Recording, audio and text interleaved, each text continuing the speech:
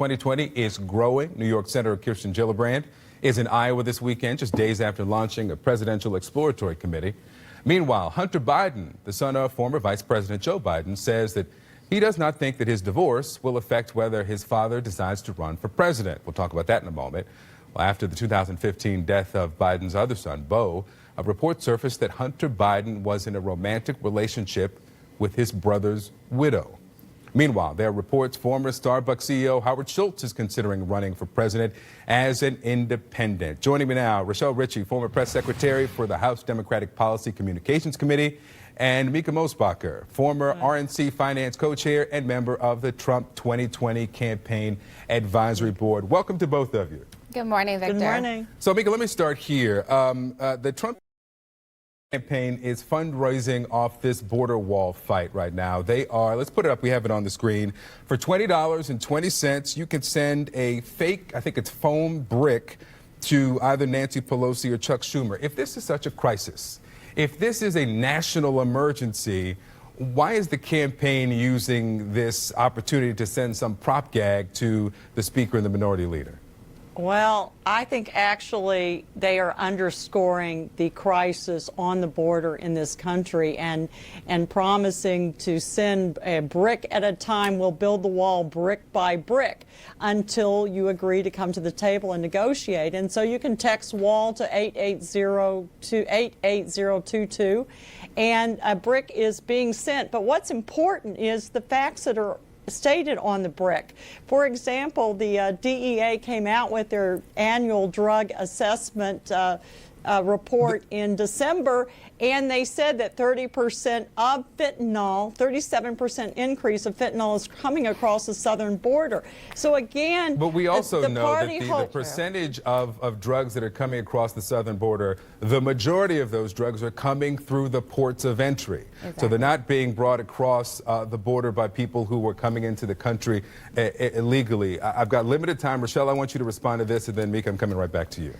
Really quick, that's just not true. As you said, Victor, 90% of the drugs coming from our southern border is coming through our legal ports of entries. There have been multiple stories just in the last few months showing that border agents have found drugs in cargo trucks. They're also finding tunnels in which people are smuggling drugs, weapons, cash, and even illegal immigrants over our southern border. Sending this brick is extremely irresponsible, considering the fact that you have nut jobs out there that are going to start sending things. This is a very irresponsible way to put forth a message about border security, and I would suggest, Mika, that you all stop this now, because I was on Capitol Hill when Congressman Scalise was shot, and people blame that on Bernie Sanders. So if something happens to one of these Congress members because of the immature response from this White House when it comes to border security, that is going to be on Donald Trump and his administration. Rochelle, let me ask you about this. Actually, you know what? Let's stick with this topic. I think this is far more important where I was going. Mika, go ahead.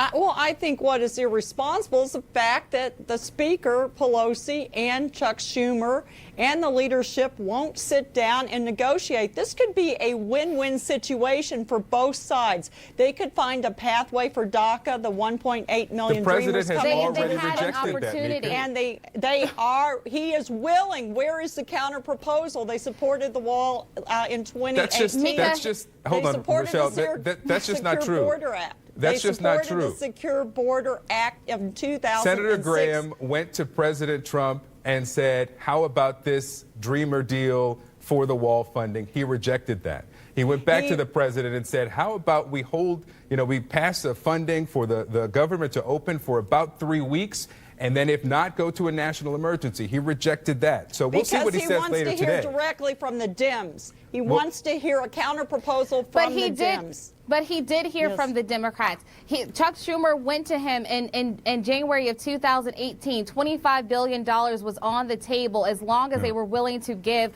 undocumented DACA recipients a path to citizenship. Trump said no. They went back the next month and they offered it again. He said no. They came back this time. The only reason that Trump flip-flopped on this entire thing is because of Rush Limbaugh and listening to people like Ann Coulter. Rochelle, let me switch. Ridiculous. Me switch to one of the Democrats here. Ridiculous. There's this unusual relationship I discussed at the top between Joe Biden's son and his sister-in-law. The former VP's son, Beau Biden, died in 2015. Beau's widow and his brother, Hunter Biden, began this romantic relationship. Now, they're talking about this in Vanity Fair. A family spokesperson says the VP and the former second lady have blessed the relationship. Hunter Biden doesn't think that this is going to impact his father's run for the White House. Do you think it will? Is that for? That's for you, Rochelle.